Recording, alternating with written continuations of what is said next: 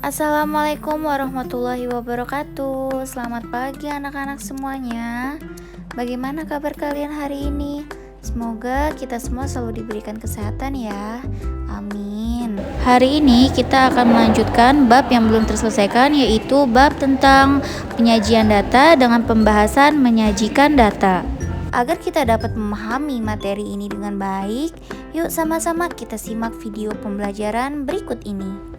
Data. Ada 4 diagram yang umum digunakan dalam menyajikan data. Yang pertama adalah diagram batang. Diagram batang adalah diagram yang menyajikan data dalam bentuk persegi panjang yang memanjang ke atas. Contoh yang bisa masuk dalam diagram batang ini adalah contoh nilai ulangan, hobi tinggi, dan lain sebagainya. Kemudian ini ya contohnya. Contoh di sini banyak siswa kelas 1, 2, dan lain sebagainya, jumlahnya berapa gitu ya. Kemudian yang kedua adalah diagram garis. Diagram garis adalah diagram yang biasa digunakan menyajikan data yang berkelanjutan. Misal contoh jumlah penduduk per tahun atau jumlah produksi barang per bulan dan lain sebagainya. Contohnya seperti ini. Kemudian yang ketiga adalah diagram lingkaran. Diagram lingkaran adalah diagram yang berbentuk lingkaran yang terbagi menjadi beberapa juring. Juring dinyatakan dalam bentuk persen dan derajat. Contohnya seperti ini. Kemudian yang keempat adalah piktogram. Piktogram adalah diagram yang menggunakan gambar untuk mewakili banyak data yang disajikan. Misalnya, ini pekerjaan orang tua, PNS, banyak siswanya disajikan dalam data orang, seperti itu ya, dan lain sebagainya. Oke, kita lanjutkan. Diagram batang. Berikut contoh tabel jumlah ikan di tambak Pak Doni. Misal, didapatkan ada beberapa jenis ikan dan banyak ekornya. Nah, kemudian kita sajikan dalam bentuk diagram batang. Apa saja langkah-langkahnya? Langkah yang pertama adalah buatlah nama jenis ikan pada sumbu mendatar dan banyak ikan pada sumbu tegak. Nah, ini ya, di mendatar kita masukkan jenis-jenis ikannya. Kemudian di sumbu tegak adalah banyak ikannya atau ekor.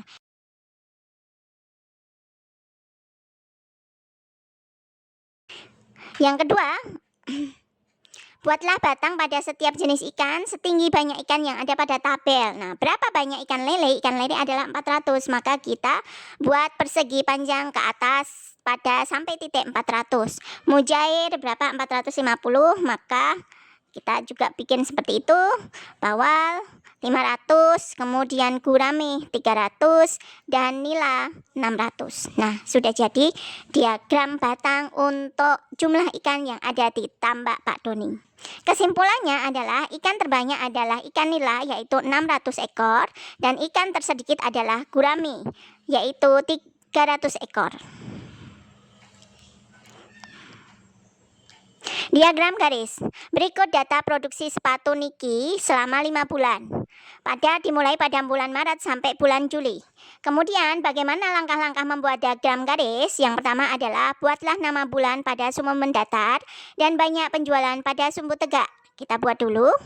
Kemudian kita buat.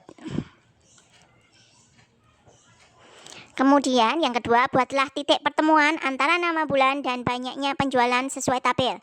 Misal bulan Maret adalah 250, maka di bulan Maret kita berikan titik di 250.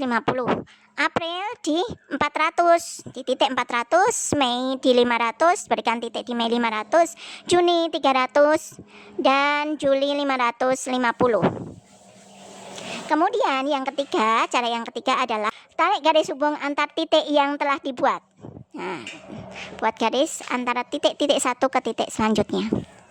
Nah, kesimpulannya adalah produksi sepatu terbanyak adalah di bulan Juli, yaitu 550 buah, dan produksi sepatu tersedikit adalah di bulan Maret, yaitu 250. Diagram lingkaran. Berikut data hobi olahraga siswa kelas 7A, di mana terdapat ada beberapa olahraga, 4 olahraga, dan banyak siswa yang menyukai olahraga tersebut. Kemudian langkah-langkah untuk membuat diagram lingkaran adalah, yang pertama, tentukan banyak total data terlebih dahulu, yaitu dengan menjumlahkan total datanya. 6 ditambah 9 ditambah 12 ditambah 3, yaitu 30 siswa. Kemudian tentukan besar persentase dari setiap bagian yang disukai siswa tersebut. Persentase basket 6/30 kali 100% sama dengan 20%. Badminton 30%, sepak bola 40%, lari 10%. Kemudian setelahnya buat lingkaran. Lalu bagi lingkaran itu menjadi beberapa bagian sesuai dengan persentasenya. Kita buat lingkaran di sini, kemudian kita bagi sesuai persentasenya ya. Kemudian berikan keterangan pada nilai persentase pada setiap bagian. Yang pertama basket 20%, yang kedua badminton 30%, kemudian yang ketiga adalah sepak bola 40% dan lari 10%.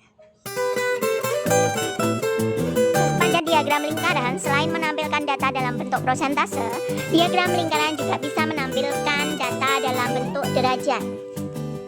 Bagaimana caranya? Yaitu karena lingkaran itu totalnya adalah 360 derajat, maka kita membuat derajat ya, derajatnya dengan 6/30 kali 360 derajat sama dengan 72 derajat. Kemudian badminton adalah 108 derajat, sepak bola adalah 144 derajat, dan lari adalah 36 derajat.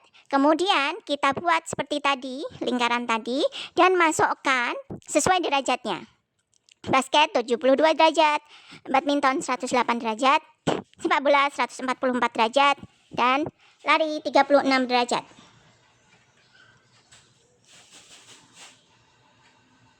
Piktogram. Berikut data penjualan di toko buku Gramesia. Diketahui dari bulan Maret sampai bulan Juli, jumlah penjualan buku A adalah misalnya ya, adalah sebagai berikut.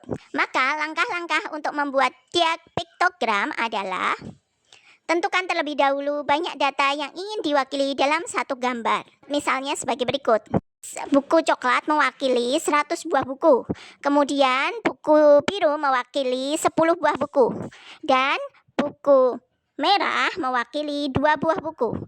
Maka langkah selanjutnya adalah ubah bilangan yang menyatakan banyak data menjadi gambar. Maka kita masukkan teman-teman, kita rubah di Maret itu yang 120 menjadi banyak penjualan dalam bentuk buku ya, gambar buku. Maka 120 adalah buku coklat dan 2 buku biru. Di April 132, maka 1 buku coklat, 3 buku biru, dan 1 buku merah. Di Mei 2 buku coklat, 1 buku biru, dan 2 buku merah. Di Juni 2 buku coklat, 2 buku biru, dan 1 buku merah. Kemudian di bulan Juli 2 buku coklat dan 3 buku biru. Nah, seperti itu ya teman-teman. Apakah ada pertanyaan? Kalau tidak, maka kita lanjut ke bagian selanjutnya. Ukuran pemusatan data. Nah, ketika kita bicara tentang pemusatan data, ada beberapa hal yang perlu kita perhatikan, yaitu yang pertama adalah nilai rata-rata atau min, yaitu jumlah data dibagi dengan banyak data. Kemudian modus. Modus adalah data yang paling sering muncul atau data dengan frekuensi terbesar. Median merupakan nilai tengah dari kumpulan data yang telah diurutkan. Jangkauan atau range merupakan selisih dari data terbesar dikurangi data terkecil. Misal, kita mempunyai data sebagai berikut: 6, 5, 4, 9, 8, 7, dan 9. Maka kita bisa mencari nilai rata-rata, modus, median, dan jangkauan dengan cara mengurutkan data terlebih dahulu dari yang terkecil hingga yang terbesar, yaitu menjadi 4, 5, 6, 7, 8, 9, 9. Maka kita akan mencari rata-ratanya dengan cara menjumlahkan seluruh data dibagi dengan banyak data. Setelah dijumlahkan sama dengan 48, kemudian banyak datanya adalah 7. Maka nilai rata-ratanya adalah 6,85. Kemudian nilai modus atau nilai yang sering muncul adalah 9. Karena ada 29 ya, yang lain cuma sekali disebutnya. Kemudian median atau nilai tengahnya adalah, karena ini datanya ganjil, maka langsung bisa kita ketahui ya, nilai tengah adalah nilai 7. Seperti itu.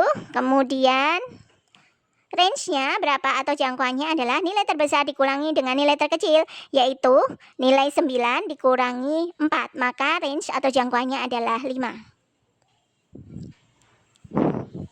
Latihan soal. Perhatikan data berat badan dalam kilogram 20 siswa kelas 7C sebagai berikut.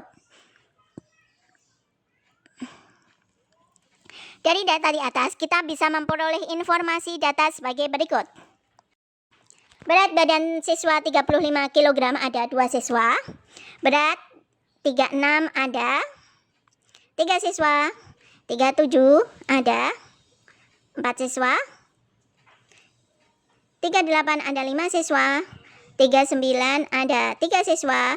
Dan 40 ada 3 siswa. Kemudian kita urutkan dari yang kecil ke yang besar ya. Selanjutnya, kesimpulannya adalah rata-ratanya adalah kita masukkan ya teman-teman, karena kita sudah tahu kita tidak usah 35 tambah 35 tambah 36 dan seterusnya, tetapi dengan cara yang lebih mudah. 35 kali 2 ditambah 36 kali 3 tambah 37 kali 4 ditambah 38 kali 5 ditambah 39 kali 3 ditambah 40 kali 3 dibagi dengan jumlah data yaitu 20 tadi. Hasilnya ketemu 753 dibagi dengan 20. Maka rata-rata berat siswa kelas 7C adalah 37,65 kg. Kemudian nilai modus atau nilai yang sering muncul adalah pada berat 38 kg sebanyak 5 siswa yang mempunyai berat tersebut. Kemudian nilai mediannya adalah nilai tengahnya. Nilai tengah karena ini datanya adalah data genap, maka kita gunakan pada nilai tengah otomatis di urutan ke 10 dan 11 karena ini 20 siswa ya. 10 dan 11, maka 10-nya 38, kemudian 11-nya juga masih 38. Maka mediannya atau nilai tengahnya adalah 38 plus 38 dibagi 2, yaitu 38 kg. Kemudian range atau jangkauannya adalah 40 dikurangi 35. Dari nilai yang terbesar, berat yang terbesar dikurangi berat terkecil, maka jangkauannya adalah 5. Gimana teman-teman? Paham ya? Bagaimana anak-anak? Kalian sudah memahamikan apa yang sudah disampaikan dalam video pembelajaran tadi?